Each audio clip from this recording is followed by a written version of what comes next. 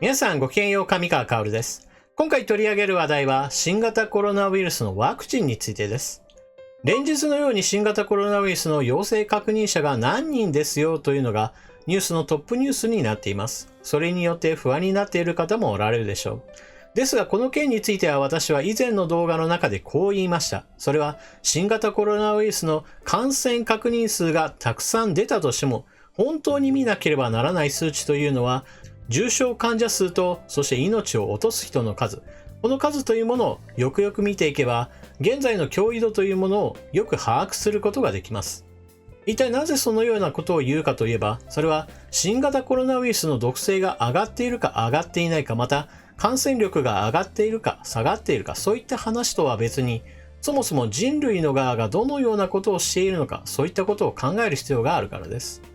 例えば新型コロナウイルスが最初に出てきた時、一体どのような薬が効果が出るかというのは誰にも分かりませんでした。しかし現在においては認定されている治療薬がすでに2つ存在します。ですから新型コロナウイルスにかかったらどのような薬を使うか全くわからない。このままではみんな死んでしまうというのは大きな間違いなのです。ですから現在では医療関係者の間で新型コロナウイルス対策としてこのような薬を使いましょうといったそういった知識についての共有が図られ、それによって重症化してもすぐに治るような人というものが以前よりははるかに多くなっているのです。新型コロナウイルスは世界中へと拡散しました。これによって撲滅そのものはもはや不可能と言ってよいでしょう。しかし、その脅威を下げることは人類の英知によって十分可能です。治療法、治療薬、そしてワクチン。この3つが揃うことによって以前に比べれば亡くなる人、重症化する人、そういった人の数というものを大幅に引き下げることができるでしょう。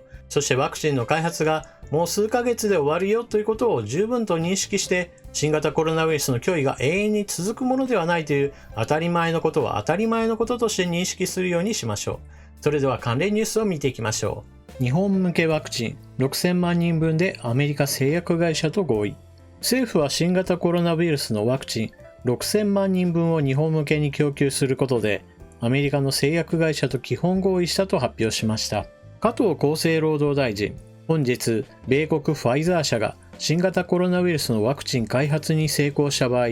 来年6月までに6000万人分のワクチンを日本に対して供給を受けるということについてファイザー社と基本合意に至りました。加藤厚労大臣が取材に応じ、アメリカの製薬会社ファイザーとの間で基本合意したと発表しました。ファイザーが開発しているワクチンが完成すれば来年6月末までに6000万人分を日本向けに供給することになるということです。ファイザー以外の他社とも協議を続けるとしています。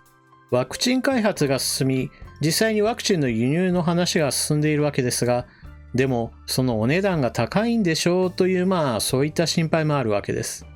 しかしこのことに関しては各国政府からかなり強い圧力がかかっており、高い値段になることはないようです。新型コロナウイルスのワクチンは1人約4200円。アメリカ政府の契約が世界の指標に、新型コロナワクチンの価格にこのほど一つの指標が示された。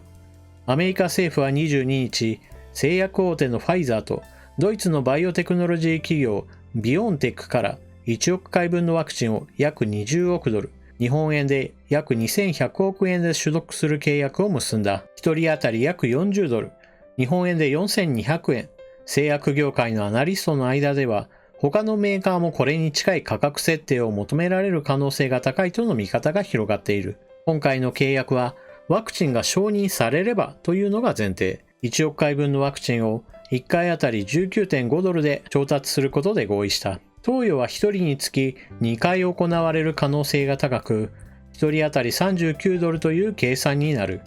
年1回のインフルエンザワクチン接種のコストとほぼ同じだ。有効な新型コロナワクチンの想定価格について初めて具体的な目安を提供した。製薬会社にとっては新型コロナから人々の命を守る使命から利益を得られる可能性に道が開けた。新型コロナの犠牲者は世界全体で約62万人、その約4分の1がアメリカだ。公益医薬品センターのピーター・ピッツ会長は、インフルエンザワクチンの平均価格が約40ドルとした上で、これと比較すると悪くない。合理的な範囲に十分収まっていると話す。みずほのバイオテクノロジーアナリストバミル・ディバン氏は、有力なワクチン候補は安全性、有効性という点でどれも似通ったデータを示していると指摘。どこか一社が他社より大幅に高く値付けすることはできないだろうと予想する。そして主なワクチン開発の状況も見ていきましょう。今回紹介したファイザーは9月頃に最終治験が終了し、データの分析などが進められます。そして安全性や有効性といったものが確認されれば、10月にはアメリカの FDA に緊急使用許可を申請し、すぐにでも許可が下りると言われています。このような進行状況というものはかなり他の国でも似たような感じで、イギリスにおいてはオックスフォード大学とアストラゼネカの開発しているワクチンがやはり同じように9月には最終治験が終了し、すぐにでも政府の緊急使用許可が下りるのではないかと言われています。同じアメリカのモデルナ社も似たような時期に最終治験が終了し、FDA の緊急使用許可申請が行われるでしょう。できれば日本国産のワクチンについても実用化が急がれるところなのですが、アメリカやイギリスに比べると大幅に遅れて最終治験が終わるのは来年になってからだと言われています。まずこのニュースのポイント1つ目は価格です。新型コロナウイルスのワクチンについては1人当たり4200円でアメリカ政府との価格交渉が終わりましたよというニュースだったわけですが、ここから大きく値段が各国変わるとは私は考えていません。例えば日本政府との場合であれば、じゃあ4万2000円ねといった具合にして10倍になるかといえばそういったことはないでしょう。もちろん輸送費などが上乗せされる分少し値段は高くなるでしょうが、少なくとも5倍10倍といった値段に変わることはないはずです。そういった意味では1人当たり4200円であれば十分私は払える値段ではないかなと思います。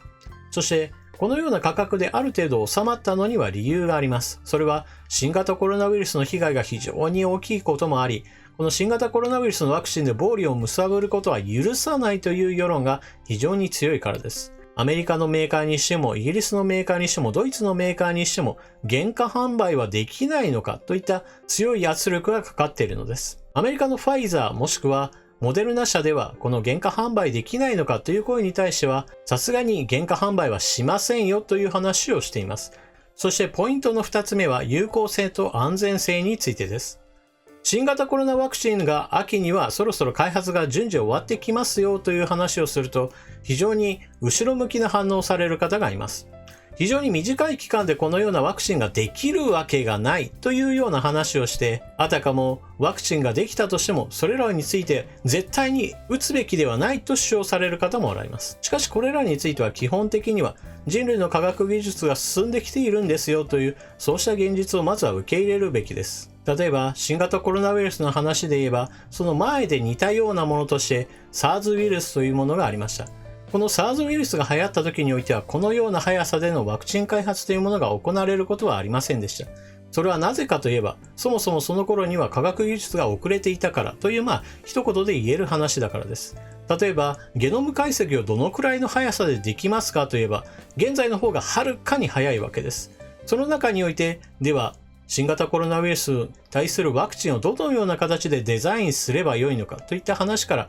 例えばアメリカのモデルナ社ではメッセンジャー RNA といったタイプのワクチン開発が行われたわけです。これらについては明らかに20年前であれば全く想像できないほどの速さでワクチン開発が行われているのです。ですから従来型のワクチン、例えば弱毒化したワクチンを開発するにはこれまで通りの非常に長い時間がかかったでしょうが、現在行われているワクチン開発というものは発展した科学によって十分スピードアップしており、不可解な話ではないのです。また、ことさら危険性を訴える人の中には、この治験が行われているという事実そのものを無視する方もおられます。例えば、アメリカのファイザーやモデルナ社といった会社が最終治験を行いますよといった時に大規模な治験を行っています。この治験では参加者が3万人程度と呼ばれるもので、決して10人や20人でやっているものではありません。ですから、多くの人が実際に使ってみて、そして効果や安全性について確認し、それによって本当に有効なのか安全なのかというのを確認した上で、広く新型コロナウイルスに対するワクチンとして認可しますよという話になるのです。ですから、新型コロナウイルスに対するワクチンとして認められたものというのは、十分に多くの治験などを通ってきたものであり、研究室からいきなり皆さんのところに何の確認もせずにいきなり打つといったような、そのような話では全くありません。ワクチンがこれから世に出回るようになれば、必ずように反ワクチン運動に邁進する人たちが出ます。ですからそのような人たちの言葉というものを十分注意しなければなりません。そしてポイント3つ目は、正しく恐れるということです。新型コロナウイルスに対する脅威度というのは各国によって全く異なっています。欧米においては感染者数も多いですが、同じようにして亡くなった人の数というものも非常に多くなっています。日本における死者が一体何人でしょうか。現在のところは1000人前後です。決してアメリカのように十何万人も死ぬといったことにはなっていません。また、ぜひとも思い出してほしいのは、情報はだんだんと積み上がってきている。そしてデータについても積み上がっているというこの事実を忘れてはなりません。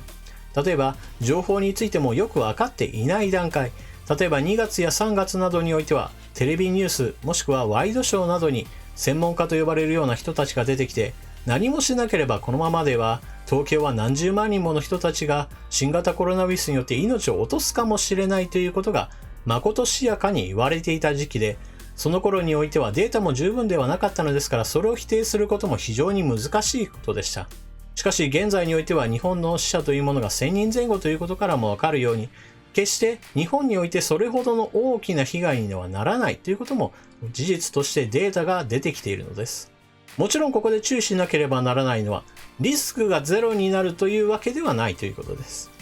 新型コロナウイルスにしても旧型のコロナウイルスにしようとも、インフルエンザウイルスにしようとも、肺炎球菌であろうとも、常にそれらにかかって亡くなるという人というのは存在していて、決してゼロになるわけではありません。ですがデータとしてどのくらいの脅威度があるのかというのは、日本においてはこのぐらいというのがだんだんと見えてきているのは間違いありません。少なくともアメリカと日本においては新型コロナウイルスというものが同じように存在していても同じ脅威度ではないのです。この話をすると、いやいや今はまさに感染確認の人が非常に多くなっているではないかという人もおられるでしょう。私はそのことについて別に否定するわけではありません。